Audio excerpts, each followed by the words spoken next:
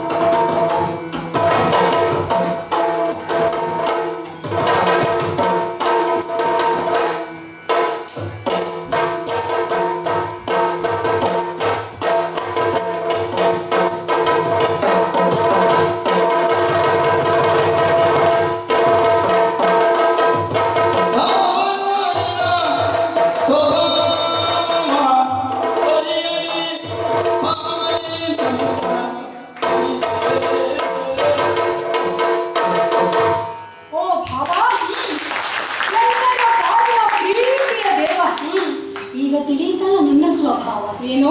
ನಿನ್ನ ನಮಸ್ಕಾರ ಹಿಂದಿರುವಂತಹ ಚಮತ್ಕಾರವನ್ನ ಈಗ ಅರಿತವನು ನಾನಿದ್ದೇನೆ.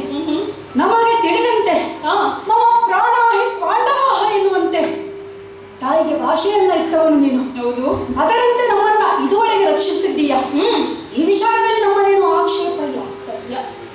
ಮುಂದೆ ಕೂಡ ರಕ್ಷಿಸುತ್ತೀಯಾ ಎನ್ನುವಂತಹ ಭರವಸೆ ಇತ್ತು. ಆದ್ರೆ ಈಗ ಬಂದು ಪಾಂಚಜನ್ಯವನ್ನ ಊದಿ ಯುದ್ಧಕ್ಕೆ ಆಹ್ವಾನಿಸಿದೆಯಲ್ಲ ಕೃಷ್ಣ, ಇನ್ನು ಈ ಕೆಲಸಕ್ಕೆ ಏನು ಹೇಳಬೇಕು? ಕಿರುನಗೆಯನ್ನ ಬೀರುತ್ತಾ ಸವಿ ನುಡಿಗಳನ್ನ ಆಡುತ್ತಾ ಪ್ರೀತಿ ತೋರುವ ನಾಟಕವನ್ನ ಆಡಿದೆಯಲ್ಲ ಕೃಷ್ಣ. ನಿನಗೂ ನಿನ್ನ ಕುಟುಂಬದವರಿಗೂ ನಿನ್ನ ಜೊತೆ ಇದ್ದಾರಲ್ಲ ಆ 16,108 ಜನ ಅವರಿಗೂ ಸೇರಿ ನನ್ನದೊಂದು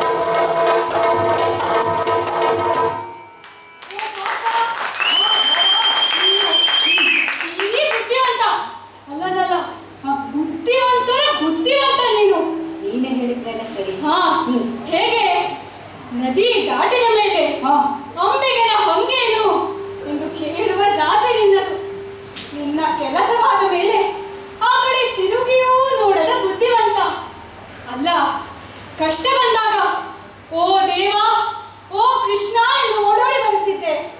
ಈಗ ನನ್ನ ವೈರಿಯಾಗಿ ಬಿಟ್ಟಿದ್ದೀಯಲ್ಲ ಪಾರ್ಥ. ಅಲ್ಲ, ಯಾರೂ ತಿಳಿಯದ ಹಾಗೆ ನನ್ನ ವೈರಿಯಾದಂತಹ ಗಯನನ್ನು ಕದ್ದಿಟ್ಟುಕೊಂಡ ಕಳ್ಳ. ಕೃಷ್ಣ, ಕಳ್ಳ. ಈ ಪ್ರಪಂಚದಲ್ಲಿ ಕಳ್ಳತನ ಹುಟ್ಟಿದ್ದು ಯಾರಿಂದ ಕೃಷ್ಣ? ಆರಿಂದ ಶುದ್ಧ ಕನ್ನಡ ಕೋರೋ ನಿನ್ನಂತೆ ಬೆಳೆಯ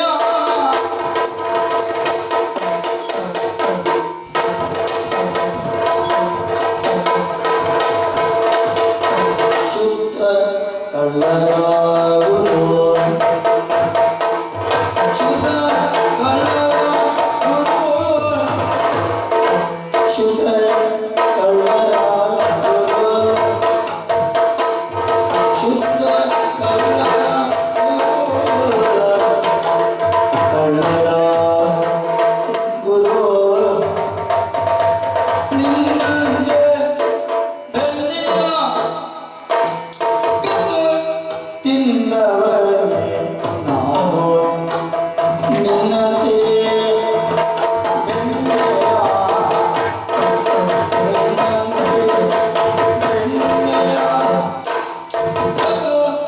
ತಿಂದವನೇ ನಾನು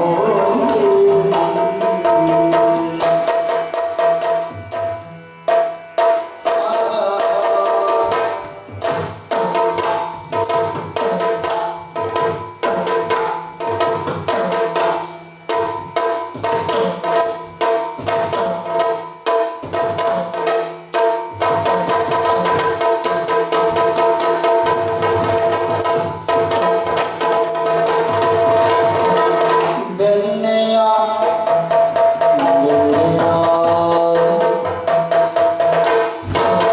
ಕದ್ದು ಬೆಣ್ಣೆಯ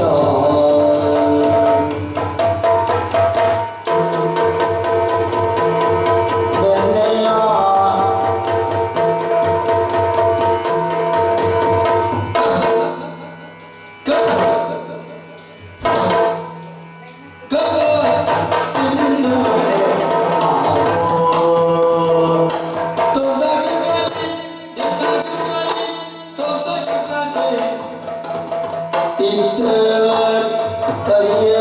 ಅಂದದಲ್ಲಿ ರುಕ್ಮಿಣಿಯಳ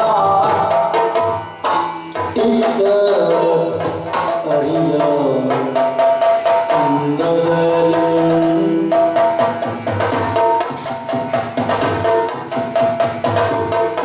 ಇದ್ದ ಹರಿಯ ಅಂದದಲ್ಲಿ ರುಕ್ಮಿಣಿಯಳ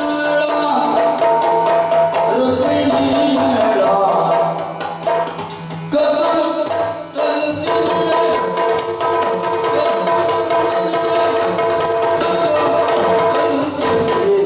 ನೀನು ರುಕ್ಮಿಣಿಯಳ ಕದ್ದು ತಂದಿರುವೆ ನೀನು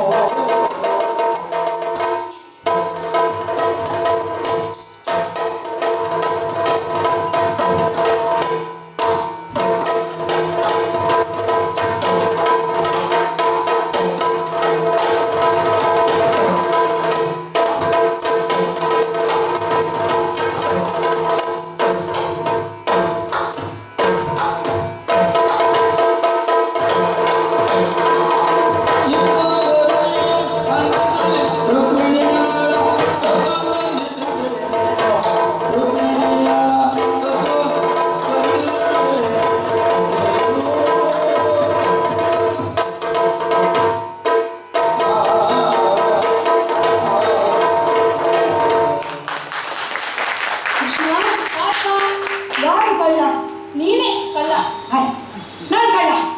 ದೇವರು ಹೇಳಿದ್ಮೇಲೆ ಒಪ್ಪಿಕೊಳ್ಳುವ. ಹಾ, ಆದ್ರೂ ನೀನು ಯಾರು? ಯಾರು? ಶುದ್ಧ ಕಳ್ಳ. ಯಾಕೆ ಶುದ್ಧ ಕಳ್ಳ ಅಂತಿದೆ? ಯಾಕೆ? ಸಾಮಾನ್ಯ ಕಳ್ಳರು ಬಹಳ ಬೇಗ ಸಿಕ್ಕಿ ಹಾಕಿಕೊಳ್ತಾರೆ. ಆದ್ರೆ ಈ ಶುದ್ಧ ಕಳ್ಳರು ಹಾಗಲ್ಲ, ಅವರು ಸಿಕ್ಕಿ ಹಾಕಿಕೊಳ್ಳುವುದೇ ಇಲ್ಲ. ಬಹುಶಃ ಕಳ್ಳ ಕಾಕರನ್ನಾಡುವಂತಹ ಸೆರೆಮನೆಯಲ್ಲಿ ಹುಟ್ಟಿದ್ದರಿಂದಲೋ ಏನು, ಆ ಬುದ್ಧಿ ನಿನಗೆ ಹುಟ್ಟಿನಿಂದಲೇ ಬಂದು ಬಿಟ್ಟಿದೆ. ಎಲ್ಲ ಪುಣ್ಯಾತ್ಮ, ಎಲ್ಲ ತಪ್ಪು ಮಾಡಿ ಒಳಗೆ ಹೋದ್ರೆ ನೀನು ಅಲ್ಲಿಂದಲೇ ಬಂದಿದ್ಯಲ್ಲ. ಬಹುಶಃ ತಾಯಿಯ ಗರ್ಭದಲ್ಲಿರುವಾಗಲೇ ನೀನು ತಪ್ಪು ಮಾಡಿದ್ಯೋ ಏನು. ನಿನ್ನ ಹುಟ್ಟು ಹಾಗೆ ಆಗಿ ಹೋಯ್ತು. ಇನ್ನು ನಿನ್ನ ಬಾಲ್ಯ ಏನ್ ಮಾಡಿದೆ? ಬಾಲ್ಯದಲ್ಲಿ ಹಾಲು ಕದ್ದೆ, ಮೊಸರು ಕದ್ದೆ, ಬೆಣ್ಣೆ ಕದ್ದೆ. ಅಷ್ಟಕ್ಕೂ ಸಾಕಾಗಲಿಲ್ಲ ನಿಮಗೆ.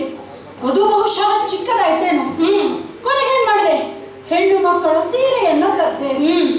ಇನ್ನೂ ದೊಡ್ಡ ಪ್ರಸಂಗಕ್ಕೆ ಕೈ ಹಾಕುವಂತ ಹೆಣ್ಣು ಮಕ್ಕಳನ್ನೇ ಕದ್ದು ಬಿಟ್ಟೆ. ಅಷ್ಟೇ ಸಾಲ ಅಂತ ಶಿಶುಪಾಲನಿಗೆಂದು ನಿಶ್ಚಯವಾದಂತಹ ವಧು ರುಕ್ಮಿಣಿಯನ್ನ ಕದ್ದ ಕಳ್ಳ ನೀನು. ಕಳ್ಳರ ಗುರು ನೀನು.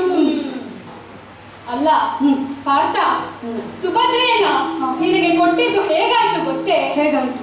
ಮಂಗನ ಕೈಯಲ್ಲಿ ಮಾಣಿಕ್ಯ ಹೊಟ್ಟ ಹಾಗಾಯ್ತು. ಇಲ್ಲ ಕೃಷ್ಣ, ಮಂಗ ನೀನು.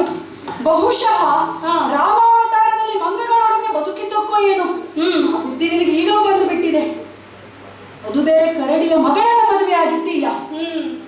ಅಲ್ಲ, ನನ್ನ ಹೆಂಡತಿಯರ ವಿಚಾರ ಬಿಡು.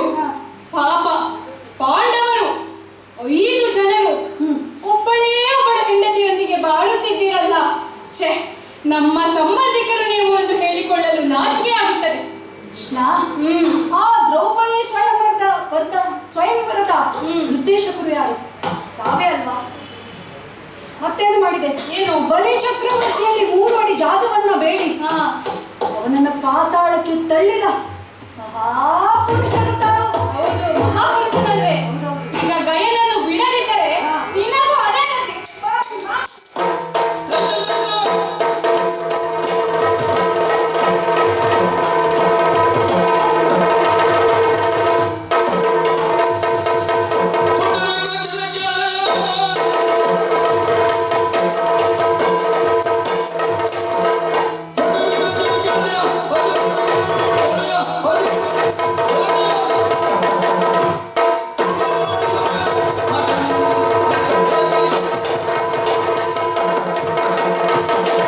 ಪುಂಡರೀಕಾಕ್ಷ, 8 ದಿನಗಳ ಒಳಗಾಗಿ, ಸೂರ್ಯಾಸ್ತದ ಒಳಗಾಗಿ ಗಯನ ಕಂಠವನ್ನ ಕತ್ತರಿಸದೇ ಇದ್ದರೆ ಅಗ್ನಿ ಪ್ರವೇಶ ಮಾಡುವುದಾಗಿ ಭಾಷೆಯನ್ನು ಕೊಟ್ಟೆಯಲ್ಲ. ಹೌದು, ಈಗ ನಿನ್ನ ಸಮಯ ಮುಗಿತಾ ಬಂತು. ಮಾಡು ಅಗ್ನಿ ಒಂದು ಕುಂಡರ ಪ್ರವೇಶ.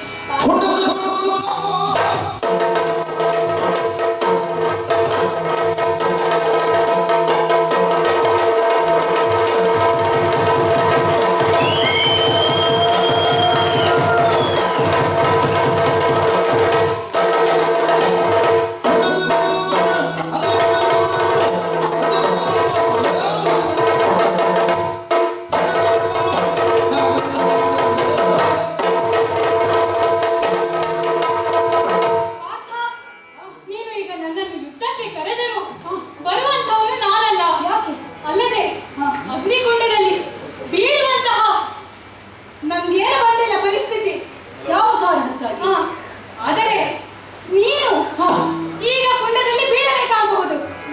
ಯಾಕೆ? ನಿನ್ನ ಬತ್ತಳಿಕೆಯಲ್ಲಿ ಇದ್ದಾನಲ್ಲ ದಯಗಂಧರ್ವ, ನೀನು ಅಭಯವನ್ನಿತ್ತು ಇಟ್ಟುಕೊಂಡಿದ್ದೀಯಲ್ಲ, ಅವನು ಜೀವಂತ ಇದ್ದಾನೋ ಇಲ್ವೋ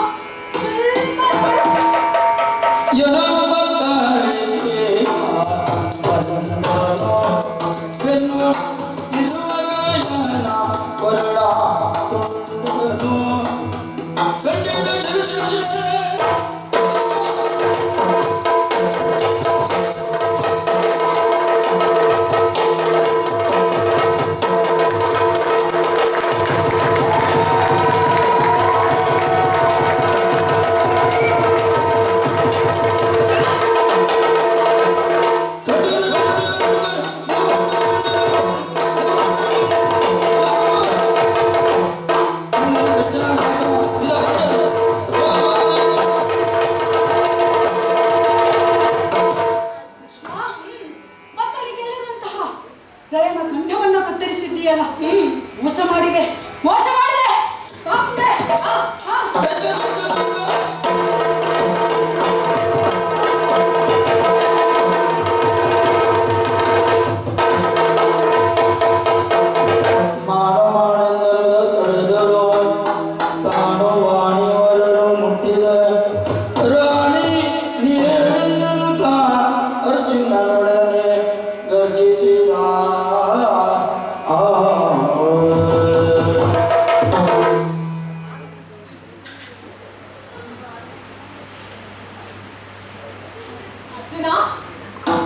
ಕೇಳಿದೆಯಲ್ಲ ಶಿವನ ಅಶರೀರವಾಣಿಯನ್ನು?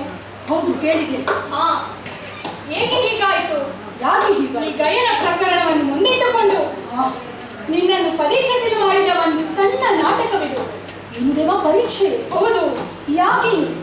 ಮುಂದೆ ಆಗಬಹುದಾದಂತಹ ಮಹಾಭಾರತ ಯುದ್ಧದಲ್ಲಿ ನೀನು ನಿನ್ನ ಸಂಬಂಧಿಕರೊಡನೆ ಯುದ್ಧ ಮಾಡುವಂತಹ ಪರಿಸ್ಥಿತಿ ಬಂದಗಡಬಹುದು.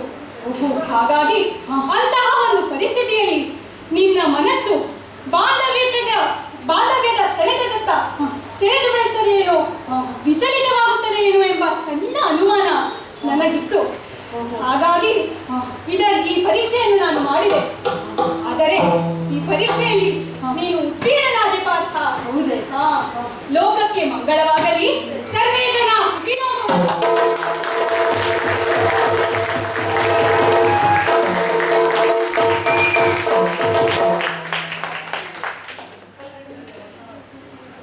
ಅಧಿದೇವತ ಕಲಾಗಮ ಪೂಜಿತ ರಾಘವ ಕುಲ ರೂಪ ದೇವತಾರಕ ತಿರುಪತಿ ವಿಜಟ ಕೇರಳದ ನಮೋ ಹರಹರನತೆ ನಮೋ ಹರಹರನತೆ ನಮೋ.